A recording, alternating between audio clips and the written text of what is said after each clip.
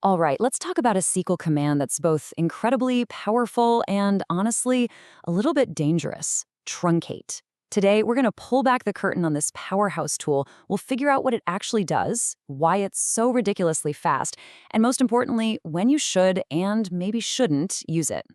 So let's just jump right into a situation I'm sure you've faced. Imagine you've got this absolutely massive table in your database. Maybe it's a staging table with a million, maybe 10 million rows of data that you've just finished processing. Now you need to wipe it clean, completely empty to get it ready for the next batch. What's the fastest, most efficient way to do that? Well, for a job like this, you've really got two main tools in your SQL toolkit.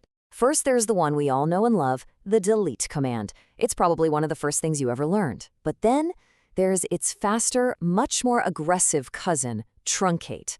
Now, they both get the job done. They empty a table. But how they do it couldn't be more different. So, how do you know which one to pick?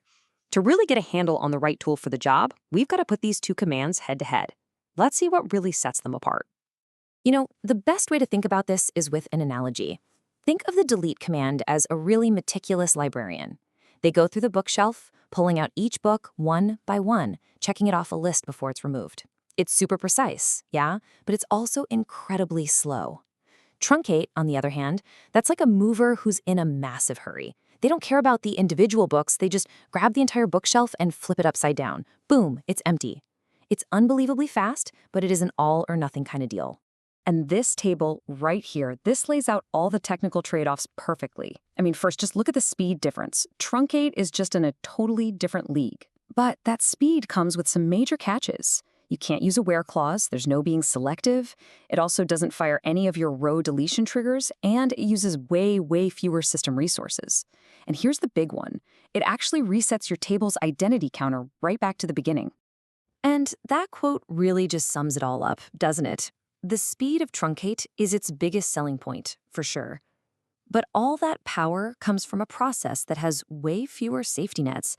You're basically trading precision, control, and the ability to easily recover from a mistake for just raw, unadulterated performance.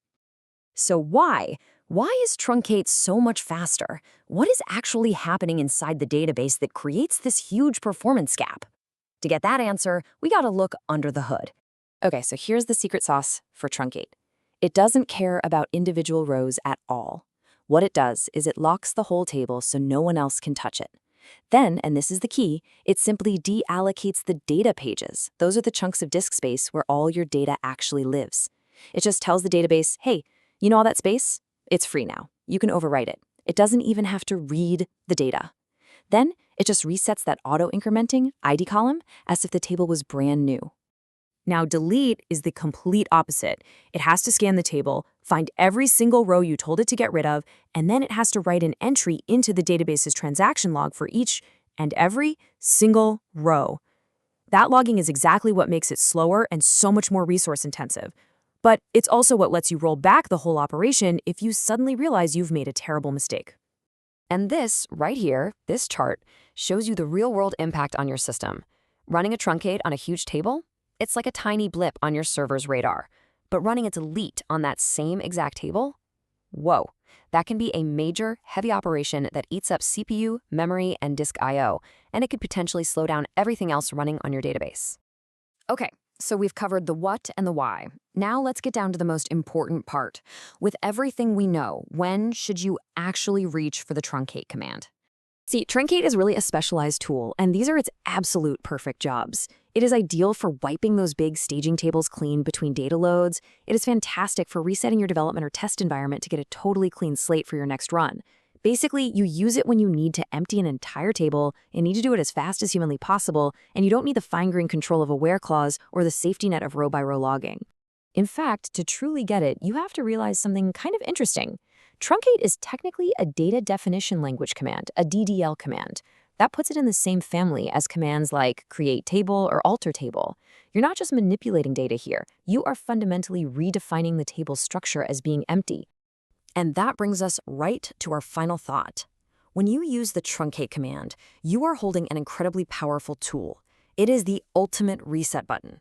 It's efficient, it's fast, and for all practical purposes, it's irreversible.